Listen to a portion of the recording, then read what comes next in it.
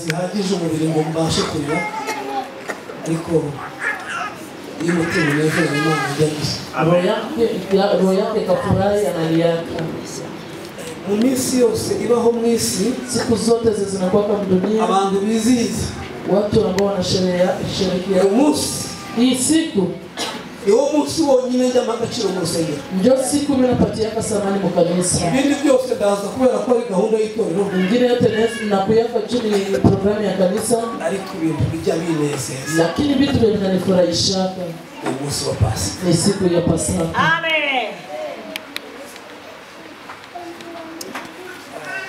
Abaririmbyi ajye bihangana bavugaho kenshi waimbaji mkwema bakora ibintu nkunda ariko byananiye banafanyaka vitu mimi napendaka bibishanishinda mu bintu nzashimira Imana nitafurahi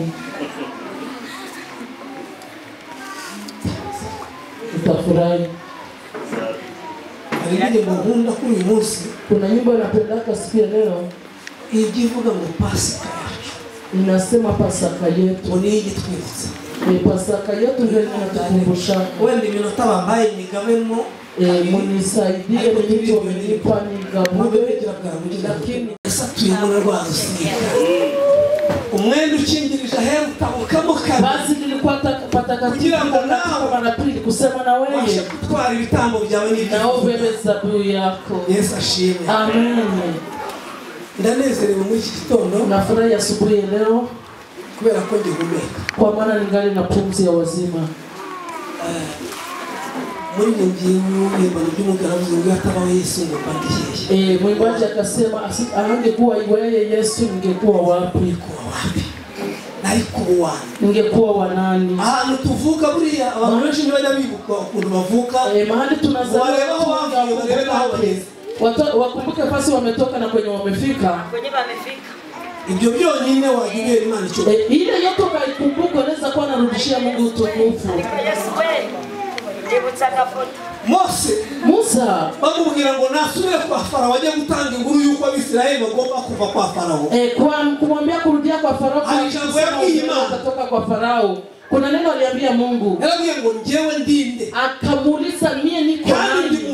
Niko mtu gani? Wahangara guhagarara mbele ya Farao. Simama mbele ya Farao. Naje muri kiraho mvuka. Na mimi kufuata na kwa mimi zaliwa. Umusoziri wacu. Muchengwa kwa Luseni na Sipora. Mumigomba. Ndinde guhagarara imbere y'abantu. Niko nini wa kusimama mbele ya waheshimiwa kama na nyinyi? Sige turana kumatara my friend. Ibyo bimenye. Bila tukabikumbuka. Inaweza tu unaheshimia Mungu. Unashukuru Mungu. Unashusha mabeka. Inaweza tu unashuka tena mbele ya Mungu. Inaweza tu unapenda tena watu Mungu alishuhudia.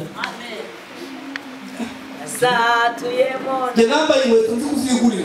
Yani pala biato na najua zijiuzia. Kagira ngo urwa kundi wo uzinduka kagwama papuka bantu kavuga bisingiye birarenga. Usiwaze ni sawa wewe unapatia kama papa anasema sitaitika. Azambaye nzi kuzikorera amafanga nzi kuzigura. Alivalaka biato na najua tumikia franga anaweza jua zijiuzia hapo. Hanyuma rero mbona mukanya kidogo tukamuona. Unaona anaanza pandisha mabega wabaye ikiseko uone kinzi nishako ushaka kuwa yeye huko nini ariko mano kuzakakeza Excellency ndamukunda cyane Nyakuba President wa Republika ndamukunda cyane President de la Republika napenda sana anasemaka cyubahiro cyane kwa javuga kavuga naho heshima lake na anasema na kwenye alitokeaka aho hantu rero yuza kuva ile fasi ukakujua kwenye unakajua kwenye natoka na jua nafasi unaenda niyo mpamvu mujya mureba amanuka ndio maana mnaona kamera mukucha bana barwara bwaki anaenda uliza waongozi jua nini watoto wanakukomba kwa mukweli kimuha abana amazi adatetse jua nini mnapatiaka watu maji yenyewe bihindura yavoma ku muhanda bakanga bagire arabizi anajua anayuwa niyo mama yabigisha gukora karima k'igikoni nawe yabaye ahantu mboga zikaba anawafundishaka kulima legume na anajua lishi muongozi wa nchi nampendaka Mungu akwe na mbariki rero ujye umenya ngo wavuye kuwa najua mahali umetoka ujue mahali unafika na ujue mahali unaelekea. Sije za mwa kukamilika ngo ni hai pepo.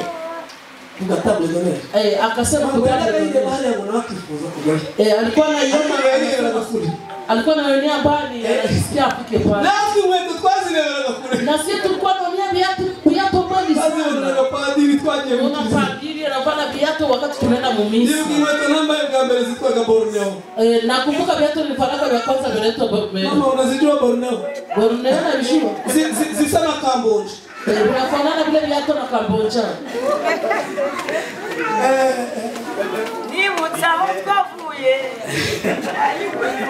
Nibutse iminsi ya kera uramburiye amaboko ndabye imirimo yawe mbura icyo mvuga bitafata umwanzuro wo kutazakureka ingoma yawe niyo amen. Twavuye kure tunatokea mbali kandi turanaja kure na tuko naenda mbali. Amen. Uyu munsi umenye ko umuntu mwicaranye leo kajua kama mwenyewe unekala naye ejo ari uzamusapurainga mu modoka kesho ndio atakuwa naleta magari yenye mwenye magari kumwubaha none unaweza anza mheshimiwa sana.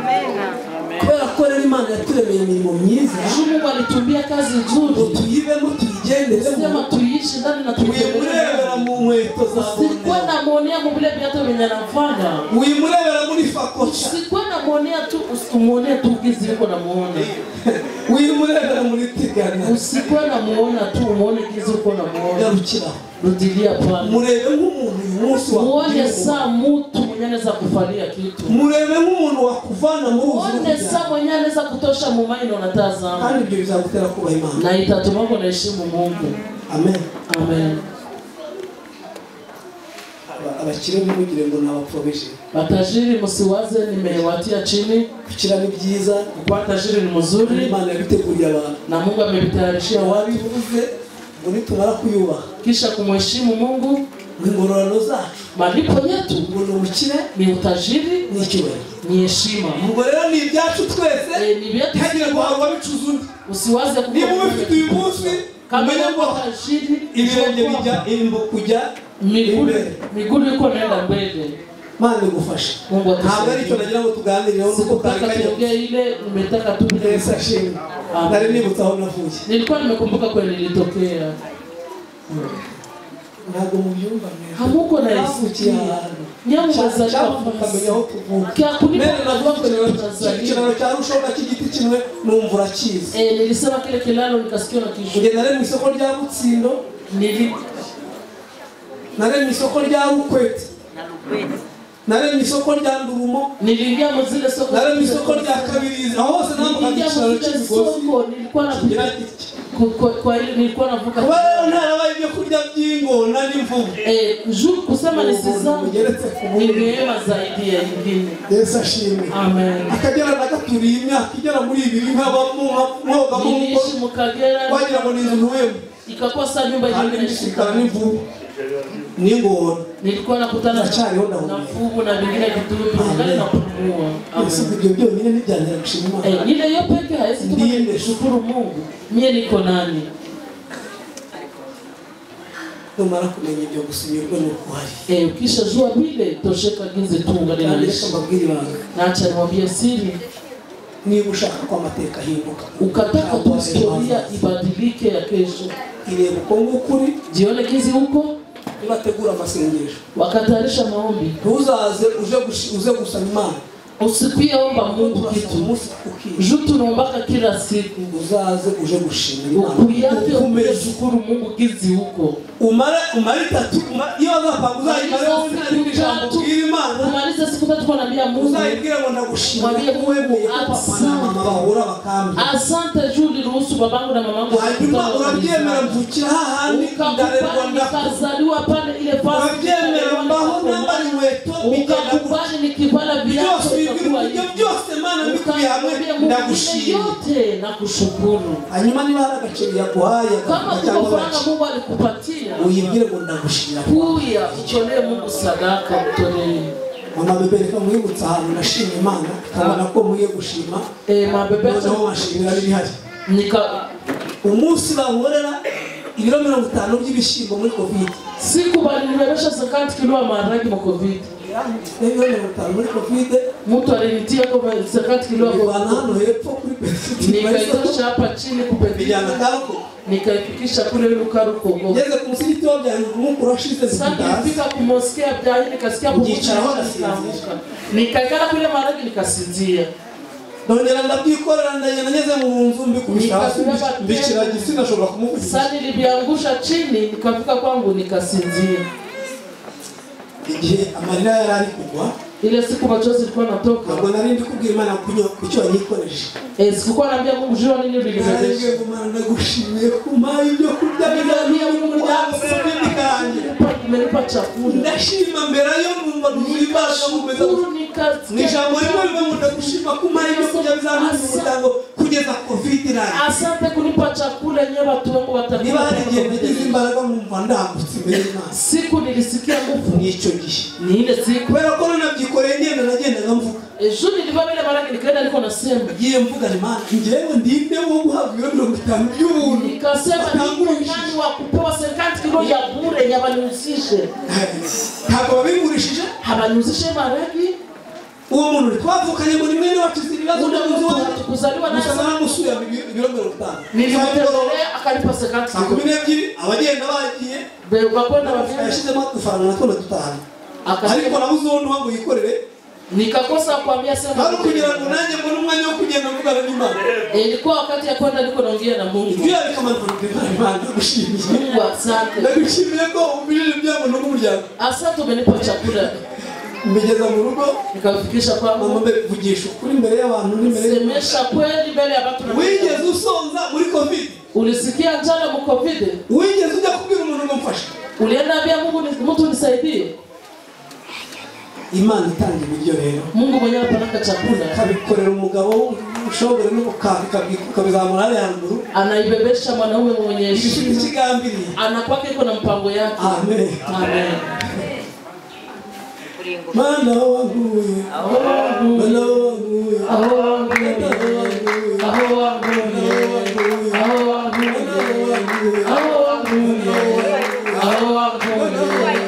Aho wangu.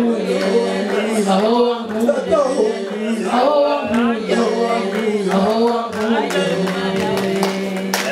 Mama ndagushimira ni cyubahiro nica. Ariko kuko kwenye Mungu alitutosha. Ndio ukabona birandenze jya wihanga. Nikabisikia nasikia unanipita kwa navumilia.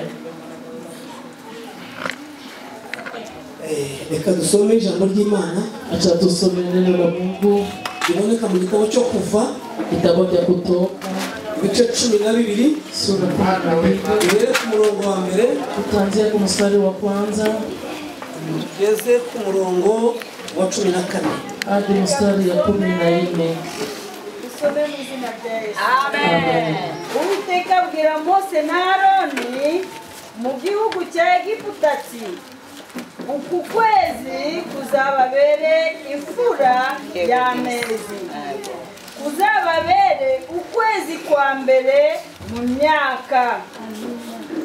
Mubwire iteraniro ry'Abisirayeli ryose kuwa 10 w'uku kwezi umuntu wese yiyendere umwana w'intama uko amazu y'abase ari, umwana w'intama umwe mu nzu imwe. 4 kandi niba inzu ari nto itari bumare umwana w'intama asangire n'umuturanyi we, bahereranye bawufatanye uko umubare w'abantu uri, uko imirire y'umuntu wese iri, abe ariko muzabara umubare w'abasangira umwana w'intama. 5 umwana w'intama wanyu cyangwa umwana w'ihene ntihagire inenge, uzabe isekurume itaramara umwaka, muzawukure mu ntama cyangwa mu ihene gatandatu. Muzawurindirize umunsi wa 14 w'uku kwezi, iteraniro ryose ry'Abisirayeli bazawubikire nimugoroba 7, bazende ku maraso bayasige ku nkomanizo zombi no mu ruhamo rw'umuryango by'amazu bawuririyemo. 8, muri iryo joro bazarye inyama zawo zokeje, bazirishe imitsima idasembuwe, bazirishe n'imboga zisharira. 9, ntimuzazirye mbisi cyangwa zitetse, keretse zokeje igihanga cyawo n'iminono yawo, n'ibyo mu nda byawo ntimuzagire icyo musiga ngo kiraye,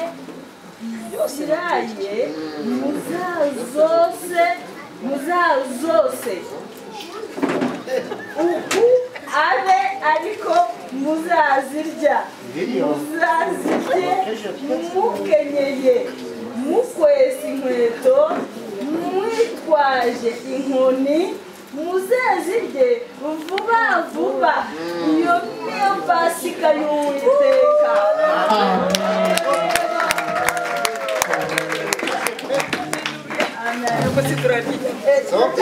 Murongo 12.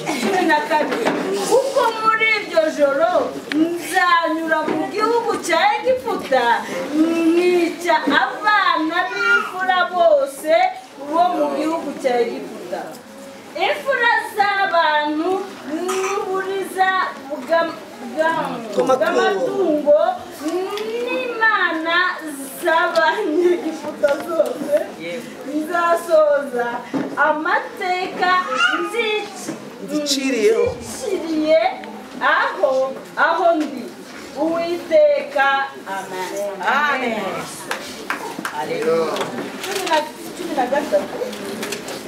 Ayo maraso azabere ikimenyetso ku mazu murimo, nanjye ubwo nzabona ayo maraso nzabanyuraho, nta cyago kizababaho ngo kibarimbure ubwo nzatera igihugu cya Egiputa. Amen.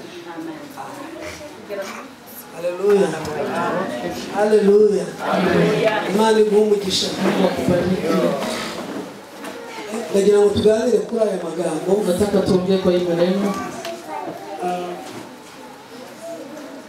Kitabu cha Kuva, kitabu cha Kutoka, kitabu nkunda cyane kuko kitabu ambacho napenda sana kwa maana kivuga inkomoko y'Ukristo. Inasemaka mwanzo ya Ukristo. Haleluya. Amen. Biblia ivuga kuri uyu mugabo witwa Mose. Biblia inasema kwa huyu mwanaume Musa.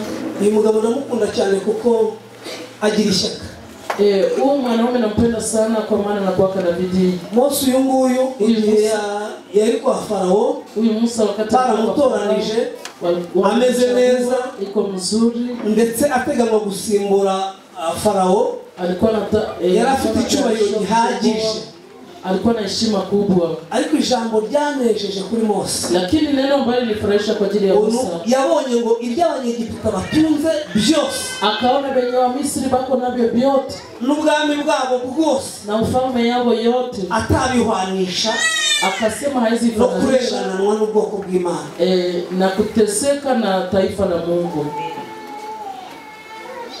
Ntabwo ari ikintu cyoroshye, haiko kitu kepesi. Abantu benshi muzumva bahemukiye abandi bapfa amafaranga, watu wengi mtasikia n'icyubahiro banakufaka juu ya faranga. Ariko umugabo witwa Mose, lakini mwanaume Musa kuko yashashushanya umucunguzi. Jua alikuwa anafananishwa na mkombozi. Ibintu bye byari bitandukanye n'iby'abandi. Vyake vyote vilikuwa tofauti na vya wengine wote. Igihe cyose yabaye aho, wakati yote aliishi, Abisirayeli bari Gosheni baguwe nabi. Waisraeli wako Gosheni yahoraga basura kare mu buryo bakubitwa. Alikuwa anawatembelea ndetse ingabo zabo bazaga niyo wasiyobora. Na jeshi zilikuwa na matesa nyenzo alikuwa anaongoza. Yarebaga inkoni bakubitwa yarazizi neza. Alikuwa anaona fimbo za wana. Yari yaratojwe igisirikare cy'abanyegiputa. Alikuwa yarabizi kundiria nkoni ishikuri inyama zikavaho. Alikuwa anajua gizi ile fimbo alikuwa anapiga mtu natoka na nyama. Ariko Mose ngo abahonga hatarisobanukirwa. Lakini Musa kaishi pale bila naye jielewa. Ariko nubwo yatarisobanukirwa ntabwo yaganezezwa n'ibyo wakorerwa. Hata alikuwa hajajielewa, alikuwa hakuwa anafurahishwa na benye walikuwa wanatesaka wengine. Ahantu Biblia yereka ko Mose nawe yafashe inkoni ngo kubita Umwisirayeli mu hakuna kwenye Biblia inaonyesha kama Musa alipiga wa Israeli. Hakuna hata fasi moja. Kandi yari afite ububasha. Alikuwa na uwezo. Kumva general atanu bakubita abantu akabara no wasuzugura ngo mukwifunge. General hawezi kosa kia kufanya.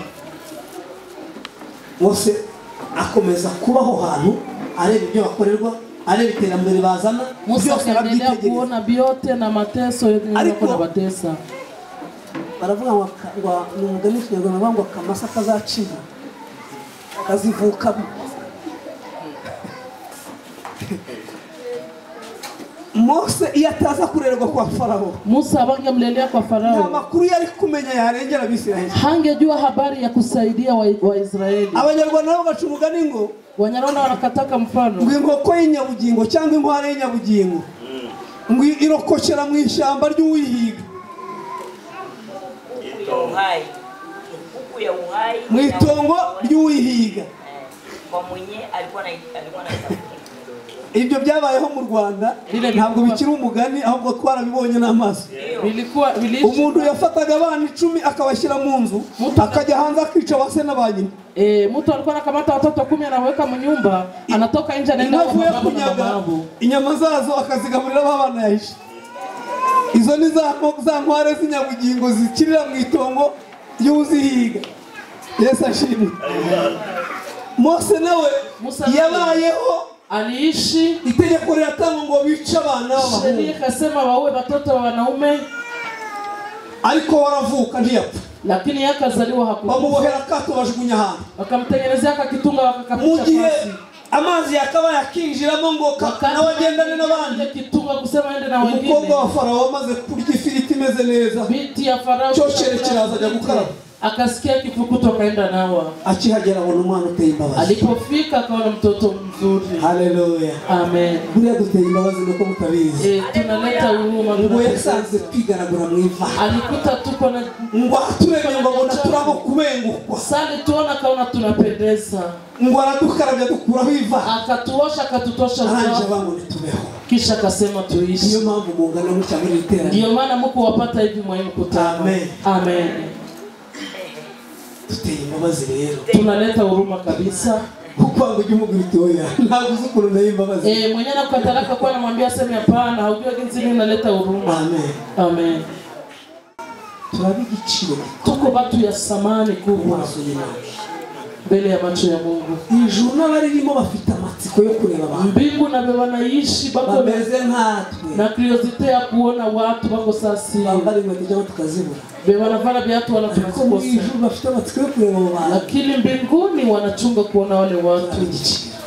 Tuko batu ya samani. Uyu mugabo Mose rero mwanamume Musa bamureba bamushima ko ateye bamushima uburanga ibyo byose n'ubuntu bw'Imana. Lakini ile yote kuko bari bapfuye suko Mose barusha uburanga. Jumbe walikuwa wamekufa, Musa alikuwa anawashinda uko hari umugambi w'Imana. Lakini ilikuwa mpango wa Mungu. Reka mbabwire hari urupfu n'urujya rutinya umuntu wese. Acha niwaambie kifo akiogopake mtu yoyote. Woroheje uwize bukenye n'umuhanya wa wundi ubona rwose. Maskini wa chini. Arazi wawe rwo ntiri umunena ruramurya. Kifo akiogopake mtu. Anakwenda mbabwire umuntu urupfuti. Lakini acha niwaambie kifo umuntu uri ku mugambi w'Imana. Mtu mwenye kwako mpango wa Mungu. Umuntu yabitse n'ibyiza akora. Mtu mwenye Mungu aliweka mu vitu vya Mungu. Mtu mwenye kwako mpango wa Mungu. Urupfu Kifo kinamuona kinamuogopa. Amen. Amen. Umugambi w'Imana ntuhinduka. Ntabwo umugambi w'Imana ujya uhinduka. Mpango wa Mungu haibadilika. Kubera ko nayo ntihindagurika. Juna Mungu naye habadilika. Ukivuga rimwe cyangwa kabiri ukavuga ngo ndi Imana. Tatu anasema niko Mungu. Na sibadilikake. Amen. Umugambi wayo ni watumye Mose. Mpango wa Mungu ndio alituma Musa naishi. Waramukunda aravuga uyu mwana ni Mungu. Akampenda akamfurahia akasema mlete mtoto. Akaenda mwana. Arongera bakase nta muntu washana uyu mwana. Nani anaweza niendelea mtoto? Ushiki warura hawafati nyamara harugenge wamulera. Akasema kuko mama mwenyewe anaweza mlea. Alimo aravuga nyingi. Aiko nasema mama yake. Aramushira akomeza kuba kwibera. Akaendelea kubakia. Nagira nguri yayonejwe na nyina. Akanyesha amashereka nayo kumabere y'uteka Imana. Ilikuwa matiti ya. Kuko nyinoni yashobora kongera kubona. Shuma make hangeweza tena kumnyonyesha. Aramusa akamnyonyesha akakomanja mujana kwa Farao. Akambeba kwa Farao. Atangira gutozwa utuntu n'utundi. Bakaanza mufundisha vitu na vingine. Atangira gutozwa uburyo abanyegiputa babaho. Bakamufundisha atangira gutozwa imico yiwabo. Bakaanza mufundisha. Atangira gutozwa imibare n'inyuguti ziwabo. Bakaanza mufundisha. Arabyiga neza. Akabijifunza mzuri. Akakuwa ubwenge akuza n'imbaraga z'amaboko. Akakomalisha akili na nguvu za mikono. Baramushima baramukunda. Wakamfurahia wakampenda. Ndetse bateganya ko ari uzasimbura umwami Farao. Na wakapanga kwamba yeye yigishwa igisirikare cy'abanyegiputa. Fundisha kiaskari kwa Wamisri. Abo mukomanda uhamye. Akakuwa komanda. Abo mukomanda uhamye uzi kuyobora. Akakuwa mkomanda mwenyewe anaongoza. Baramukunda. Wakamupenda. Agira icyubahiro. Akakuwa na heshima. Bamuha byose umwami akenera. Wakampa yote. Bamuha ifarashi y'umwe agendaho nk'umwami. Wakampa farashi kama bamuha escort nk'umwami. Wakampa walinzi kama ibyo byari bihagije kugira ngo yibagirwe buri kimwe. Ilikuwa natosha kusema sahau kila kimoja. Amen. Amen. Ariko abantu lakini watu watu wanasema Biblia inasema kama ni siri. Watu wanasemaka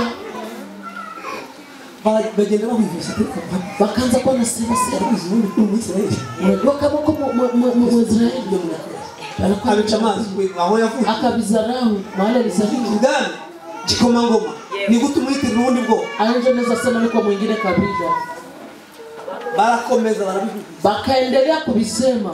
Noneho umunsi umwe akunda umukobwa siku moja akapenda binti w'umunyegiputa binti wa Misri. Akimara kumukunda kisha kumpenda baraza bagera umukobwa ati uri umusore bakakuya bakamwambia uko mwana uyu Muhebrayo naso uko anapenda uyu Muhebrayo hauko kandi byari bigeze kure ilikuwa anafika mariage yakyushe mariage kwa akasema yeye rundi cyane cy'umukecuru bitangiye gushaka kunkura batamukana sikilie jaribu ya mzee yeko ananidanganya. Afata kanyira bunyago akakamata kanyundo kadogo akakamata kanyundo kadogo abakamukomye umukecuru bagiyasi akakampiga ule mzee akafariki. Uwo mukecuru rero ule mzee niwe wareraga Mose. Ndio alikuwa na mzee yaramuzi neza alikuwa anamjua vizuri ibihamya by'ibitepe na alikuwa na vitepe alikuwa na vitepe yari yabahishe ibyahi by'Abaheburayo by'Abanyamahanga vitepe by'Abaheburayo na wa Misri arahagije akakisha aramubwira ati n'ikimenyetso wa mukobwa ibyo vuga no kurigana n'ibyo umurera dore ibimenyetso n'iby'iwabo ibyo nakuyemo cyagihe babibwira mu gafunzo wakati walimtosha akamwambia kila kitu.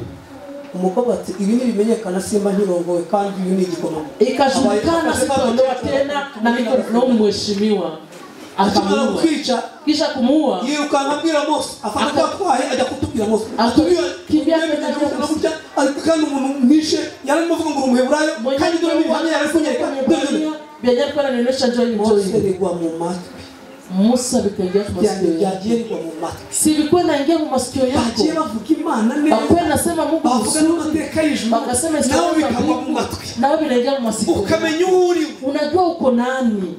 Mose akimara kumva ariguye mu mutwe Musa kisha afikia kwa tutepe aratwegera akamata vile vitepe akavijogeza yuri farashiruka kubaga agigosheni aragenda ajya kureba Abisiraheli akaenda una wale murangiye ko ari nyina yarashaje kwenye alikuwa anamuonesha ni mamake alikuwa aragenda bati mbwiza ukuri ni wowe mama niambie kweli waje mama. Haleluya Amen. ati ni wowe mama waje mamangu amupfukama imbere aramubwira ati ni wowe mama mbwira niba ari wowe mama niambie kama nje mama yangu maze ngo nyina agira gutya azamura ibishura yambaye kisha mama yake akapandisha nguo yenyewe alikuwa waramubwira ati ngahore baya maboko yangu akaambia sema una mikono yangu na yako urabona atandukaniye unaona mikono yangu na tofauti gani haleluya amen nawe maboko y'umusore w'umukomando ona mikono uyabyanisha n'amaboko y'umukecuru ona mikono na ya mzee yakura bite binaweza fanana na kuna lakini wa mukecuru bavuze mu cyongereza akavuga ati umwuka se ule mzee umwuka amaso ya Musa kiroho macho kiroho yitegereje abona ni nyina sasa aliona kaona ni mama yake amen akimara nagere amen arangije kisha aravuga ngo akasema ni wowe mama ndabibona mwanzo mama yangu nimeona ako kanya ile saha ifarashi ye niyongeye kuyurira farashi yake yako yikura imyambaro y'ubwana akajivua mavazi ibintu byose byamuhaga icyubahiro akenyera nk'uko bene wabo bakenyera haleluya yinjira mu nganagano aramanuka mu rwondo nawe akashuka chini mu akagera gukata urwondo akaanza tembelea ati Mose ibi ni ibiki akasema hii ni nini ntabwo uzi ko uri umwami w'ejo hazaza mfalme wa kesho arababwira ngo ubutunzi bw'iwanyu akaambia ile mali yote ya ntacyo buvuze haiseme ngo kitu kurengananwa n'ubwoko bw'Imana namenye ko ari bene wacu nimejua kama ntabwo twira mu Egiputa sitarudia Misri atangira gukora mu buretwa akaanza fanya mtumwa na atangira gukata icyondo atangira kujya guca ibyatsi byo gukoresha amatafari akaanza kata nawe atangira kurengana atangira kubwirwa atarabyigeze atangira kubwira ibyo atarabyigeze atangira kubona uwatuma atarigeze gukora atuma ibintu byose atangira kubyikorera kila kitu chote akaanza kibeba akaifanya icyaha ukamenya umuriwe chakulipo najua uko nani ikintu cyose nayo wagikora kitu unaweza kifanya kugira ngo ubwami bwa data bwamamare kusema ufalme wa Mungu itangazwe Yesu ashimwe amen uyu mugabo Mose ndamukunda mwanaume Musa mu bashumba beza babayeho wachungaji wazuri bebaliishi ariko tinya umuntu ogopa mtu Satani yareze ibirego kandi bihari shetani alimustaki yamara kumurega kisha kumustaki akagaruka yiruka ku ntumbi ye gwaje kuyijyana akarudi kumaiti wabona kuyivuga hejuru Biblia igitabo cya Yuda Yuda ngo yatonganye na ngo marika yatonganye na Satani malaika kasaba bagiri maka intumbi ya Mose ngo aramubwira ngo genda umwami Imana guhane akaambia wende Mungu akuazibu Yesu ashimwe amen yarazize ko aterekanye ko hagati ya Isiraheli ko Imana hagati ya Isiraheli imbere yabo abereka ubushobozi bw'Imana cyari icyaha yagombaga kuzira kanaribo ariko bamubwira lakini harishe n'ibanga ry'imbabazi icyatumye Imana itamureka ngo yambuke kilituma Mungu akuacha mulikuwa siri ya leo mushumba ugihamagarwa ugitangira itore wito wakati ulianza kanisa ibuka abo mwatangiranye abo wasanguye abo wagiriye neza wibuka amabuye baguteye kumbuka mazuwa walikutupia Mose yagenda guterwa amabuye n'Abisiraheli kwa nenda tupia na Waisraeli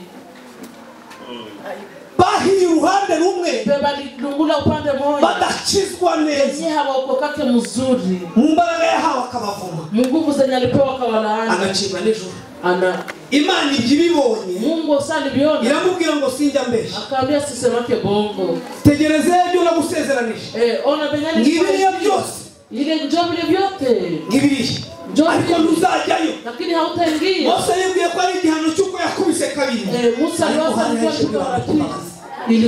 ilikuwa siri ya rehema Imana ntinegurizwa izuru Imana ni nyacubahiro ngo warabibwira ko twayobye abashishoza bazi ko twabataye abandi bati biri mu iterabwoba abanyumubiri ngo nungukabya ngo ibyo bikomeye bize tubibone bizaza ryari kandi birihe isaha n'umunsi n'ibyanyiribihe Imana bitinze igira itahari wakwigarura ihishemo ibanga ry'imbabazi nicyo cyari gihishe ile tundo urupfu rwa Mose hari hahishe ibanga ry'imbabazi Imana yakunze ubugingo bwa Mose cyane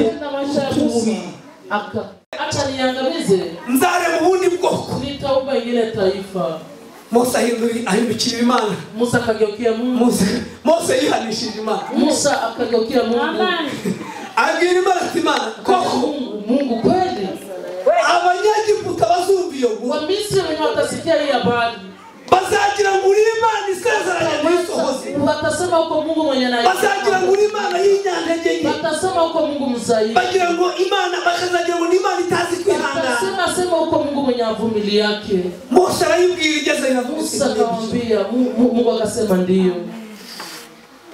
Ndabaretse. Nimewaacha. Amen. Amen. Yaba umutima ngekuwa wewe bauwe yesema bauwe Yesu amesema tutalipa mengine bauwe lakini Musa alikuwa mchungaji mzuri mchungaji ntabwo kugushishiriza singushishiriza haiko kukutapa ariko hari ibintu byo kurebaho kuna vitu mimi nakona kako ikanyuka nibiranje nabwira Musa na Mose mwigeze muri filime ya Mose yambutse inyanja itukura muliona ka filime ya Musa yambutse inyanja itukura ataragira imvi nyinshi yarafite umeze nka turiya twa mama wakati alivuka bahari ya Shamu na hayakuwa na imvi nyingi alikuwa na imvi saa zile za mchuko kandi imisatsi ya Mose igihe yari itaragwa hano nywele za Musa zilikuwa zianguka zilikuwa zinasimama yari gihagaze ari nyinshi zilikuwa zingali na simama hivi de na hanigene nilikuwa hapa niko nashitembelea ntabwo naheze umushumba wangu ninde na sikuwa najua mchungaji hapa ni nani lakini jambo livuze ngo Mose Musa alikuwa mchungaji mzuri alikuwa anatika kufia kondoni nifute kitabu cha uzima nifute basi kitabu cha uzima Mungu hakosaki ihora umuntu icyaha Mungu haisi kuua akasema haiwezekana akawasamehe nawe nitusita na wewe tukapwada nidukora ibyaha tukifanya dhambi tukaenda mbali ya Mungu kama vile mchungaji uzatusibuka ngo gusengera amasengesho yo kuturinda usituachake utuombee maombi ya kutuangamiza icyo uzasaba Imana izakiguha Kenya tuombaka Mungu atakikupatia kandi uko nukuri na tena ni kweli buriya mwakwibaza ngo se uriya yabikora ate mnaweza jiuliza wale abagabo bicara ahangaha bose ona banakuwa bonekana hapa wote muri umutware waho yitijoni wanake kwenye naikuwa kuchatari we wabaye jua nini yeye hakukuwa mchungaji wa iya murebye kamutoranya Mungu mwenyewe mwanaka kamchagua yabasha no kumwumva anaweza na kumsikia kwijambo ryose yakwakwa kwa neno yote anaweza kiri niba mugira ngo ndababesha kama mko naanza niko na wadanganya Biblia bihamya Biblia inashuhudia uyu mugabo witwa Mose mwanaume Musa yavukanaga n'umukobwa witwa Miriam anazaliwa na binti Miriam ndetse na mwene wabo Aroni na ndugu yake Aroni ariko bariherereye baramuvuga gusa kumunego wakaenda pembeni wakamuteta tu umvijambo bari ntabwo bamutusana ngo kuhundurira ndio mugize umutwaro sikia nani ndio mfanya mfano ndio jambo bari kuhundurira ndio mugize umutwaro nani ndio mfanya mfano ihema nao umva akbalisanya pembeni hakuna mwenye alikuwa basikia Imana irabumva Mungu akabasikia Biblia yabango Miriam ngo itasesi ibembe Biblia inasema Miriam akaota bamufana mwihema mujyanye bayingando bakamutosha mkanisa wakambeba nafasi amara imisi akamaliza abuwe n'abari mu yishuri jambo yavuze alikuwa anajisikia mbaya kwa nalipa ile neno alisema kandi bavukana walikuwa natoka tumbo rero Imana yitoranya ntabwo wamenye ikishingiraho Mungu wakati kwa anachagua hawezi jua anaonaka nini Yesu ashimwe amen ijya kwa Yesaya igatoranya kagabo kagufiya wakati anaenda kwa Yesaya kakana kandi hari abajenerali bamenyeye urugamba ntabwo wamenye ngo yarishingiye hawezi jua alionaka nini uko rero utazi kushikishingira haujuake kenye Mungu menya umuntu yagushize imbere jua mwenyewe alikutia mbele yagira ijambo kuri wowe anaweza kuwa na neno kwa maisha yako yakwatura umugisha ukawubona anaweza kiri baraka kwako unaipata yakwatura n'umuvumo ukawujya anaweza kiri na laana na unaipata ariko mushumba mwiza lakini mchungaji mwema Mungu amechagua usikiri uzatwatura umugisha kiri baraka turi babikiri nawe tukwe wabaya tukwe wazuri no kuri byo bizaba umurage kuri wowe n'abana hakika itakuwa urithi kwako na kwa ajili ya watoto wako arasonza atakuwa njala ariko uko byari bimeze kose lakini kize vilikuwa yahoraga areba akarengane kabene wabo alikuwa anaona mkuteseka kwa kamusharirira ilikuwa na muluma agera ubwo n'umunyegiputa yihereranye mu Ebraya mukubita akaona mu Misri aramufata akamkamata aramwica akamuua amuhisha mu mchanga akamzika mu mchanga kubw'ishyaka rya bene wabo juu ya bidii ya ndugu yake. Igihe kiragera asanga nanone ubwabo barwana Abahebrayo babiri Waebrania wako na pia arababaza ati nikosi muraterwa na mukitera jua nini mko ntabwo muzi ko muri abavandimwe amjua kama niki gituma muhemukira bene akajeana amara aramubwira ngo ugiye kungenza kwa kundi unataka kufanya sawa vile kwa kundi wagenje wa wundi sawa vile alifanya wa kundi wahishe wa munyegiputari kumbe umugabo witwa Datani yaraho mwanaume wa Datani amatwi yashinze bararyumvise masikio arabyihuta narivuga batangira guhiga bose sema ariko bakaza wenda Musa ilikuwa mpango wa Mungu yagumaho ngaho karengana ingebakia pale kuteseka ntabwo yari gutozwa abange yari yaratojwe by'abanyegiputa ariko ntabwo yari yaratojwe n'Imana uburyo azajyana bari abantu Mungu alikuwa anafunza kwa mahali atabeba arahava yumvise ko muri abaye kimomo akapatoka habari ilikuwa imejulikana byaramenyekanye balikuwa wamebishua ari umuntu wakwigishije atubwira ngo byaramenyekanye none izina rye ryawe byaramenyekanye byaramenyekanye ko Mose yica umuntu ikajulikana kwamba Musa aliua mtu imenyekana naho yamuhishe ikajulikana nafasi ya kuficha akakimbia ahungira kwa sebukwe akakimbilia kwa babake mkwe kwenda kuishi kwa babake mkwe kuhapa paso mkwe kwenda kwa ahantu bakubaha abantu witwara gutya gutagira icyo usitaraho ariko akaguhakwa lakini akaenda wakia huko haleluya amen ariko nubwo byari bimeze gutyo ilikuwa mpango wa Mungu Yesu ashimwe amen aragiye inama ajya guhura n'Uwiteka wakati alikuwa anachunga kondoo akaenda kutana na bya Mose nabivuga amasaha yakora ya Musa nikaisema sasa reka twigarukire ku mwana w'ihene acha nichirudie kwa Pasika kwa ile mbuzi ya Pasaka Mose uyu nguyu aho yarari yaratojwe arigishwa agera igihe aratuma agera igihe araza azamwireka ukamana kuvuga ukamana rone tukajyana ariko ubundi bene wacu nzababwira ko ninde bazerezwa n'iki bari wo munumye batajua ikamotora amen ngo amara mubwira ngo ngaho fata ikiganza cyawe kamata mkono yako ngo gishire mu gatuza itie kwenye roho gihinduka ibibembe gusa ikageuka ukoma arongera ngo ati ngaho gisubizeyo irudishe kirongera kigava kizima ikarudia ni mzima icyo ni ikimenyetso ile ni alama arongera ngo ati cyo ni gifite umuntu cyakiri mu ngaho gishira hasi itie chini ihinduka inzoka joka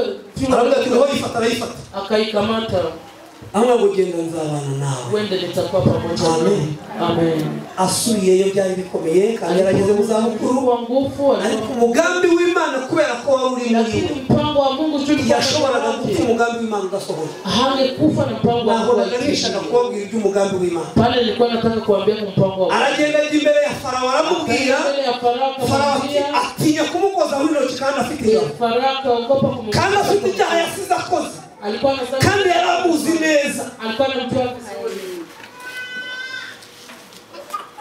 Yesu ashimwe amen aramubwira umugabo yanga kumva bya byago byose uko babitondetse akamwambia akakatala sikia ariko icyo ushaka kuvuga ni iki Imana kubera ko igira umugambi igira na gahunda ejo Mungu anakuwa na mpango na program ibwira uyu muntu Mose iti akaambia huko genda ubwira Abisirayeli bose wende ambia Waisraeli wote buri wese afata umwana w'intama kila mtu utarengeje akamate kondoro hanyuma neza mwaka muburindirize umunsi wa 14 muichungishe siku ya 14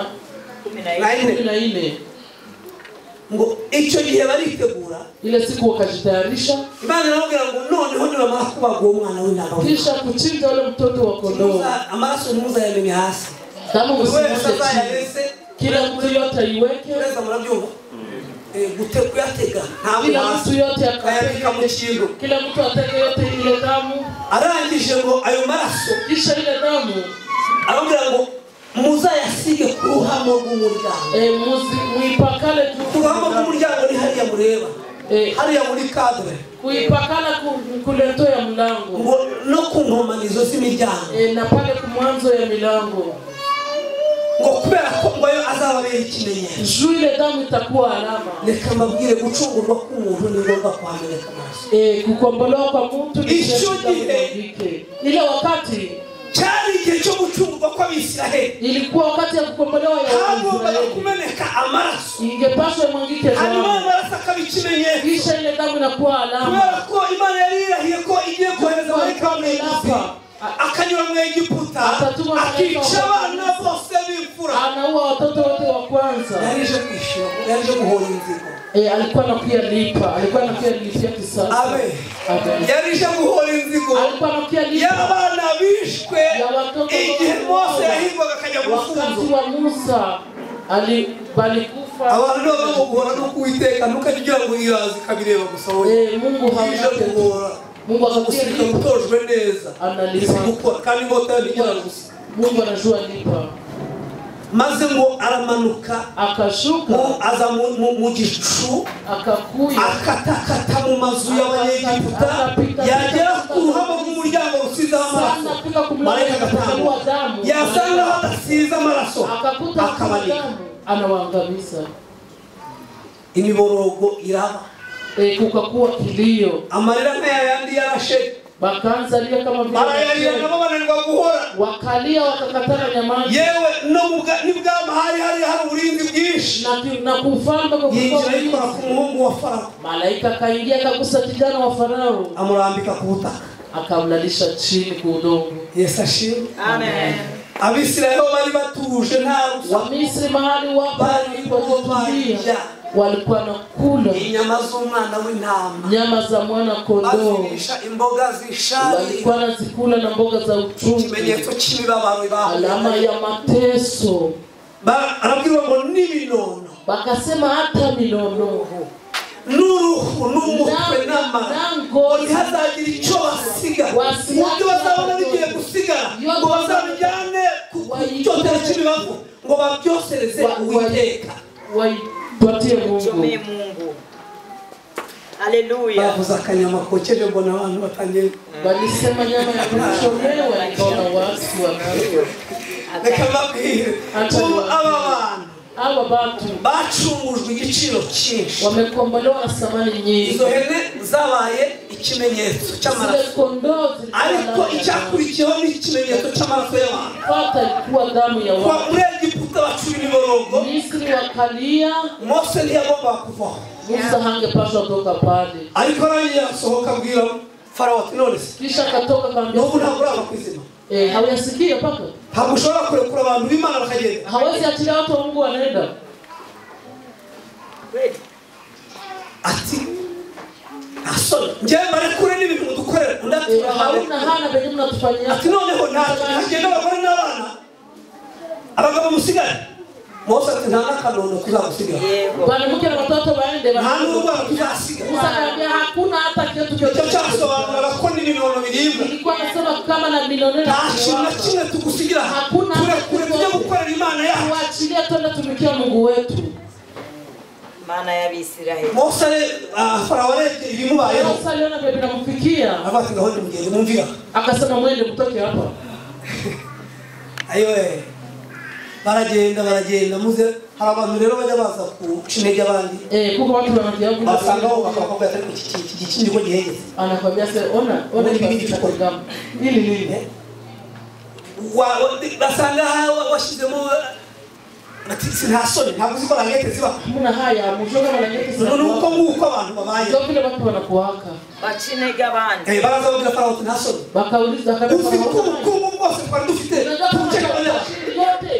uzi ko izi zose nibo bazuba, unajua kama hizi nyumba zote wote none babaretse bagiye gutyo, ntabwo banaenda, hauna haja. Ese nibagiye gutera bakagaruza wakifika mujamba banarudia, baramwigisha aranje bakamufundisha, uziko ibyo baragiye, akasema unajua kama kweli wanaenda, ariko kwari kugira ngo Imana ibatandukanye. Ilikuwa nataka kusema Mungu abatenga izo maka bajaga, ile masaha walikuwa wanaenda nayo ya masaha bari kugira abagore banyita mu muzari zo zahabu zabi tujyana zile saa muzari zo baje tujyana mukwiye zile baze kubwira umuntu kudakunda muza nkano neza kandi akaguheza, kubera ko nta jambo Imana ivuga ngo rihere, yari avuga ngo ntabwo muzagenda mara masaha, uri muntu azaje kumuturanye bamubwira ngo namuhibire n'ifeza bitabijyane, nipatie vitu vya samani Imana ihemba. Sikia kitu Mungu analipaka. Ahemba neza ntiyambura. Ntakajya yambura. Mungu haizi kubeba kitu. Iminsi bamaze bakoresha uburetwa, Imana yabahaye umushahara urenze uwo bari guhemba. Akabalipa bya zaidi. Amafeza n'izahabu bari batunze byose barabisohora barabibaha. Bakabitosha amabazarishe bari barahunze barabisohora barabibaha. Bakabitosha bakabipatia. Ndabyibutse yarambwiye ngo izakenyuruza n'abantu. Basema atavuga izakenyuruza n'abantu. Hakuna hata wafalme. Nimekumbuka. Bana we babyicenyuruza nta gahato bakajitosha nzima yewe n'amagare yabo arayabaha n'amafarashi n'umujyana n'amakuru y'umujyane barabahemba batangiye guhemba Yakobo wari warapfuye bakanza lipa Yakobo barakomeza barahemba bageza ku buvivi n'ubuvivu bakafika kumpaka barabahemba wakawalipa maze barangije bamaze guhaguruka bagiye kandi icyo wakati wanaenda igira gahunda Mungu anakuwa na programu hari igicu kiri imbere yabo bagomba gukurikira bakirimo gusaruza ibyo bintu wakati wako nakamata vile vitu bakiri kubisaruza bali wanakamata vile vitu igicu cyarahagaze yego kirategereza kibanyagesha anameka watu wapya Mungu abahembe tori byote abaguye mu matafari nabo nibicurwe tugeza asiranse zirakora bakabalipa asiranse irakora icyo mani bacamande yabishyuza Mungu akabalipa muzane mulete irabacuza n'ibyo bambaye irabacuza irahagarara irategereza ngo banze babikore nta muntu ntagishuka Mose nawe yarahanze amaso cyane alikuwa anaona ati nubona kinyeganyeze ukaona turati ubwira Abisirayeli bitegura ambia Misri washike haleluya amen Mungu wetu igicu gitangiye kugira gutya Mose ati nyinyi wote mwese nyie bote muhagarare neza tugiye kugenda tunataka enda akomeza gihanze amaso akaendelea kuona wanakiranyeganyeze abona kivuye mu byimbo haleluya uko kigenda baragikurikira bamaze kugera ku nyanja wa mugabo nawe bamaze kumwemeza mwanaume walikuwa wamemwitikisha bati mubakurikire mubagarure bose wapate kubarudisha bote Imana yagira ngo ubone ihore inzigo neza Mungu alikuwa anataka balipie igikora vengeance is strong very strong Mungu analipa vengeance ifite imbaraga amen maze bajya inyuma n'amafarashi bariruka wakakimbia sana Imana ibonye bagiye kwegera aba bantu usali banataka wakaribia bagiye kwangiza umunezero w'abana akasema banenda uwa furaha ya watoto wangu kuna vitu Mungu anatoshaka na byahuye alikuwa anakuya Mungu anatosha birahurura nabo barabyumva bikakuya nao wakabisikia Abiramu na Datani bari bajyanye n'Abisirayeli bale banaume amaso yabo barareba macho yao batangira burya intambara rero n'abagore rero agatsinda vita nyeko ndani wanamke hapi batangira kubwira abagore ndiko bakaanza beba hamure bagiye gukora hamure bagiye kubafata bose bagiye kubabyo Musa kwa bivuze uyo yatujyanaga tulikwambia kana ara ahisha abantu ubwo akatuma watu wanaogopa urupfu yapfuye amaze kubahisha ubwoba ngo bose bazimenya kisha kuwakopesha wakati mbele ya Musa amugati niko watuzaniraga icyaha ungetuleta nifasi tunapigiwaka lakini tunakula none sasa kutumarishiza n'abana bacu hano mu rubutaka ona na watoto wetu wanataka Imana irabarengera cyangwa umukozi Yamwitonda ukwenda pole pole yamwitonda ukwenda kwa mapole ari igihe urusha umuntu akarira kuna wakati unatuchosha yari ugakinduka sana kufa uyu mugabo ngo mwanaume amaze kumva ibyo bavuga ngo ahindukira nawe abwira Imana kisha wako nasema wambwiye ngo njyane abantu none dore ingabo za Farawo imbere ya inyuma yacu dore iyi nyanja hano imbere yacu reba impande yo kuntari bihanama aba bantu ndabashyira he baba tulitawatia wapi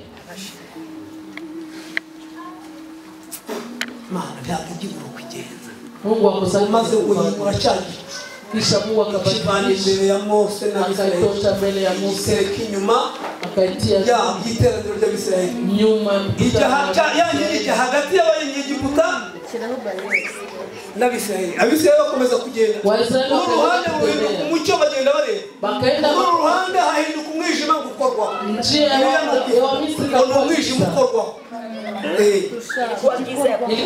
ilikuwa giza ya kuguswa giza ya kuguswa kabisa kama kibambasi. Yes. Bashira basangareka sawa na gusa inyice n'iziye barakuta milima kama vile barahagarara ngo bakomeza kurindagirira wakasemema simama kuendelea ijoro ryose barindagirira mu mwijima abandi n'abifarashi biguruka wengine wako naenda mbio bageze ku nyanja itukura walipofika kwenye bahari ya Shamu Mani baza Mose ngo Mose Mungu akauliza Musa ufite iki mu ntoki una nini mkono Mwarambwira ngo ufite inkoni Musa akasema niko na fimbo ngaho ramburiye inkoni bantu bajya ngo yarakubise ntabwo yigeza ku nyosha ile fimbo ngo ramburiye ko ni hejuru y'amazi nyosha ile fimbo juu ya maji Mose ngo arambuye inkoni Musa sasa nyosha fimbo erega ibintu byose bifite amatwi yo kumva kila kitu kimoja kinasikia kusikia ngo byumvise gusa ko Mose avuze ati muve mu nzira kilipo zili amazi aribwiriza va mu nzira mai kajiambia ibyondo n'amabuye n'ibitaka n'ibicabyari bivanaza yote kakuru abantu bavuye amazi ukuntu babareshya ariko umuyaga warabizanye neza kandi hari umuka na kukakauka nuko birimo ngo bangukiye bakakauka mu bishanga oya banyuza humu bakapita fasi ya kukauka. Yesu nashimwe Amen. hari ibintu by'abagore bajya bagira niseshe abiza mu misatsi ngo byumure Imana burya nayo yari bifite ikigege yabonye ibintu by'ibizibira birangirira bikora drenaje hari umuka batambuka neza hari n'abasaza b'abanyacyubahiro bakoreye Imana basabe baturukiya bayitegereje bihanganye balichunga abo ngabo ntabwo bagombaga kugera hakurya babwiye kujya bafite uburimiro Maja basi. Haleluya. Mugabo nanjye Namweme. mugabo Mwayisaluti.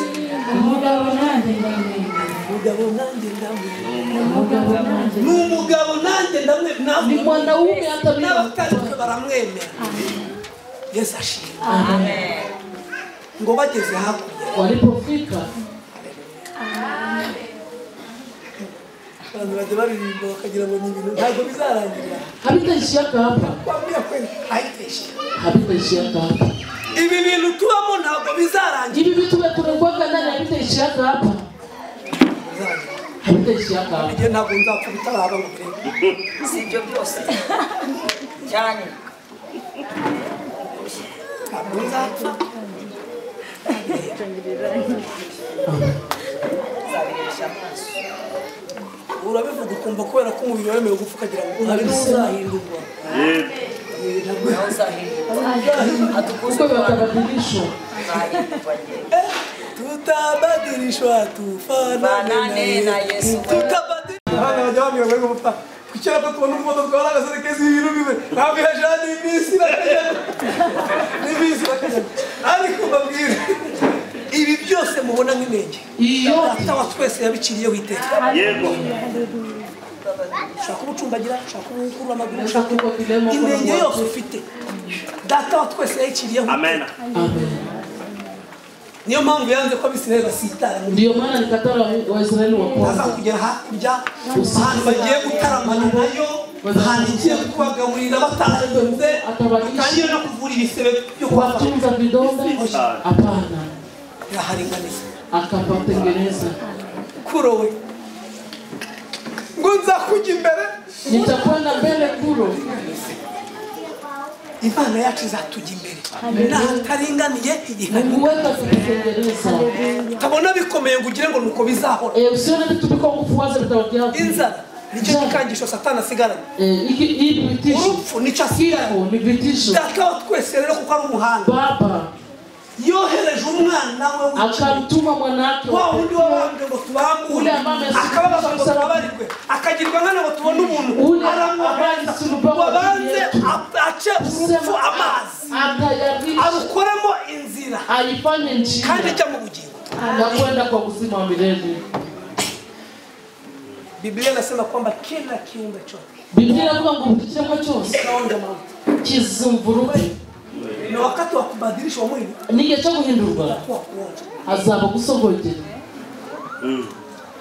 Biblia inasema kwamba na Elia na Enoka ambao wamekwenda na Elia bazamuwe bazasogogera bazasogonje. Sasa kama waheshimiwa wote niba bubahwa bose kama wababu zetu wameona niba basogokuruza bacu barasogongeye ni gute twebwe hii inaweza kutubabaisha kabisa ibi ndadutera ubwoba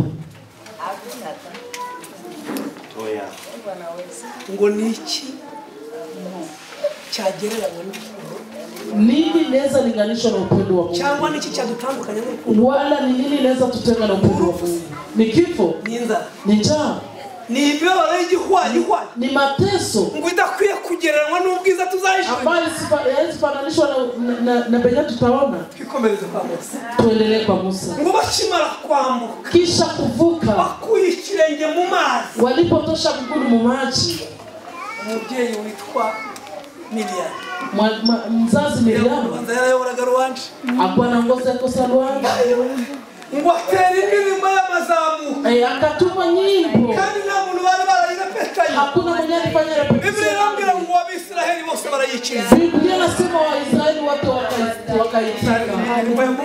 wakaimba kandi tuzayimenya na tutaifurahia. Yesu ashimwe. Amen. Ngo bararirimba wakaimba. Mose ngo arahindukira Musa akageuka abona abagabo ukuntu bari kuvoyagurika noneho akaona wale wanaumekizi wako wanakuya. Imana ibonye ko bafite umugambi wo kugera kuri Israeli. Mungu wakati aliona wako na mpango wa kufika kwa Israeli.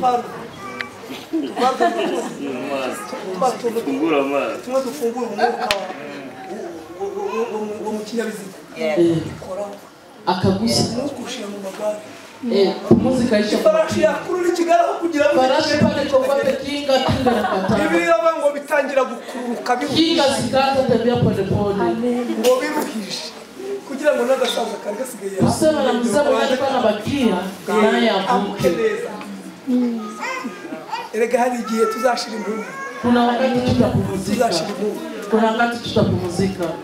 Neza Mose ngo aritegereza. Musa kaona. Imana irongera mbiti Mose. Musa Mungu akamwambia, na nini ndani ya mkono wako? Ufite iki mu ntoki zawe? Mose akasema nina fimbo. Musa aravuga ngo ufite inkoni. Ngo ngongera uramuri iyo. Mungu akamwambia nyosha hiyo fimbo. Ngo arambura inkoni. Akanyosha fimbo. Amen. Amen. Ngo arambura inkoni. Akanyosha fimbo. Biblia ngo ifarashi n'uhetse. Biblia inasema farashi na yule ambaye anabeba. Amen. Amen. Ariko Imana ukunda umukozi w'umuhanzi. Sikiagize Mungu ni mkubwa. Mwari muzi ko umurambo w'umugabo witwa Farao. Mnajua kama maiti ya Farao n'uyu munsi hata leo wanze kubona ilishakatana oza. Umurambo wa Farao, maiti ya Farao. Kwa data twese ngo ndashaka kwihesha icyubahiro kuri Mungu anataka aoneshe heshima yake. Kugira ngo ab'imyaka ibihumbi n'ibihumbi kusema benyaka 1000 na 1000 bazareba uwo muntu utageze kumva Imana. Baoneke yule mtu mwenye alikatalaka sikia Mungu. Ngo ifarashi n'uhetse amazi arabarengera. Farashi na mwenye nabeba maika wa meza. Nuja mu ndirimbo za muri ya ndirimbo ya Miriam. Meregerari. Kasikele muri Biblia hari. Ile nyimbo iko. Hari amagambo avuga ngo ifarashi n'uhetse. Mlikuwa maneno kusema sema farashi na mazi arabarengera. Maika wa meza. Haleluya. Amen. Abisirayeli bose babonye ngo bitera hejuru. Bararirimba. Bakora iteraniro ryanga kurangira. Mungu akashuka akawatembelea. Bamenya ko bahuye n'Imana. Bakajua kwamba wamekutana na Mungu. Bigiye imbere gato baribagirwa. Sawa nizogea mbele kidogo wakasema. Iyo kisha baribagirwa. Kiusaidike wakasahau. Lakini Mungu akawapa maji. Inzalisha baribagirwa. Inzalisha wakasahau. Mungu akawapa maji. Jambo kajenza. Hakosaka kufanya. Ariko ijambo nyamukuru kwa pasi. Neno kubwa kuchungurwa. Iliya ujya mwana w'intama w'Imana ule mtoto mwana kondoo wa Mungu muramufata nkaho ari umwana w'intama bakuye hariya gusa ngo aribwe munawaza seme ni cyari ikimenyetso ilikuwa kuzacungura itorero ya kukomboa iriya ntama yashushanyaga Kristo Kristo ambaye atakuja igihamya cy'uko yashushanyaga Kristo ni mu butumwa bwiza bwa Luka murahasanga aho Kristo abwira abigishwa ngo nimugende mu murwa mujye gutegura ibya tayarishe ya Pasaka nimujye mu gitabo cyo kuva murahasanga amagambo Mose yavugaga ababwira ngo nibitegure ibya Pasaka mutayarishe ya Pasaka kandi hagati aho hari imyaka myinshi mulikuwa miaka mingi sana hari haciye ibisekuru byinshi kulikuwa kumepita miaka mingi icyambere cyashushanyaga ikizaza ya kwanza ilikuwa anafananisha Yesu atakuja amen Mose yaje nk'umucunguzi Musa alikuwa kama vile mkombozi nuko Kristo yaje kama vile hanyuma Mose ntiyagombaga gupfa ngo Abisirayeli babone ababayobora niyo mpamvu mu kigo cya Mose gupfa hapfuye umwana w'intama ukakufa mwana kondoo amen kugira ngo ikimenyetso cy'amaraso kibone aho gikwira kusema alama ya damu yone mahali bataitia Yesu ashimwe amen rero nshuti zacu twacungujwe igiciro bariya baracunguwe kiriya gihe bashyiraho amaraso ku mpande z'imiryango ariko natwe lakini na si mu gihe cyacu wakati yetu umwana w'ikinege mwana pekee umwana w'isumba byose mwana kondoo icyaha ambaha na waramanuka na yakashuka afata kamero k'imbata y'imbata ngo aca bugufi araganduka ngo ntiyanga no gupfa urupfu rubirwa ku musaraba akatana na kufa kifo kibaki ya kumsalaba kugira ngo nge nawe kusema mie na wewe tuokolewe iyo aza guheranwa n'urupfu angekufa kwa kesi kufa uyu munsi tuba tuvuga hangefufuka leo tuba turi hehe tungekuwa wapi kuzuka kwa Kristo byaduhaye agaciro kufufua Kristo umetupa sana nahoze babwira ngo mu minsi yose mu rusengero ariko umunsi njya ninguyamo neza siku nakumbukaka ni umunsi wa Pasaka ni siku ya Pasaka niwo munsi nahawe agaciro ndio siku niwo munsi itorero ryabayeho ndio siku kanisa liko Yesu ashimwe amen amasaha nayo banza nayari sana nilizibeba ariko mwihangane lakini mvumilie ko nawe natukaga sikukuwa natukana mtu nawe natukaga muri hangana igiye umugabo Kristo kubivuga biraryoha n'ubu haba hagurutse undi mugabo muri twebwe yavuga ibirenze ukasimama mwingine anaweza sema vya kupita hivi Yesu ashimwe Bwana pewe sifa mumenye ngo twaracu mujue kwamba tumekombolewa kandi mujyanire ijambo ngo ntibizarangira mwende na neno habitaishia hapa data wa twese